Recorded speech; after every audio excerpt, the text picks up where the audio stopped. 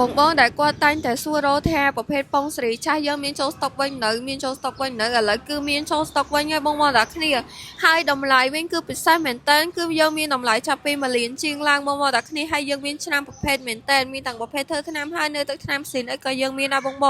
អញ្ចឹងបើសិនជាបងមានតម្រូវការឲ្យធ្វើការតាក់ទងមកកាន់ហាង6លីមខ្ញុំបានដែលទីតាំងហាងរបស់យើងគឺស្ថិតនៅក្នុងខេត្ត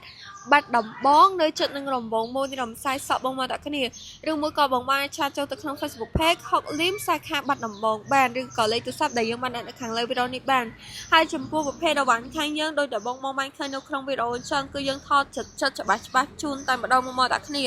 ហើយប្រភេទអវ៉ាន់នេះគឺធានាជូនបងតែម្ដងគឺថានៅស្អាតហ្មងបងតែគ្នាហើយតម្លៃត្រឹមតែ1លានជាងតែបងតែគ្នាអញ្ចឹងបើសិនជាបងត្រូវការជាប្រភេទពងសេរីចាស់រស់រាន់ឡើងបងតែគ្នាតអវ៉ាន់យើងនៅមានស្តុកដូចឈុតនេះអីបងយកទៅចំណេញមែនតើបងបានកង់ថ្មីថាថ្មីទៅទៀតបងតែគ្នានិយាយទៅអវ៉ាន់ខាងយើងគឺធានាជូនថានៅស្អាតហ្មងបងតែគ្នាហើយតម្លៃវិញគឺធូរខ្លាំងមែនតើនិយាយទៅពងសេរីចាស់ឥឡូវគឺកម្រមែនតើបងតែគ្នាអញ្ចឹងបើសិនជាបងត្រូវការរស់រាន់ឡើងតអវ៉ាន់យើងមាននៅក្នុងស្តុកស្រាប់បងតែគ្នា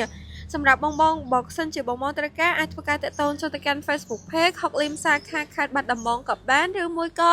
អាចតាក់ទងតាមរយៈលេខទូរស័ព្ទដែលយើងបានដាក់នៅខាងលើវីដេអូនឹងក៏បានដែរបងតែគ្នាអរគុណបងជម្រាបលា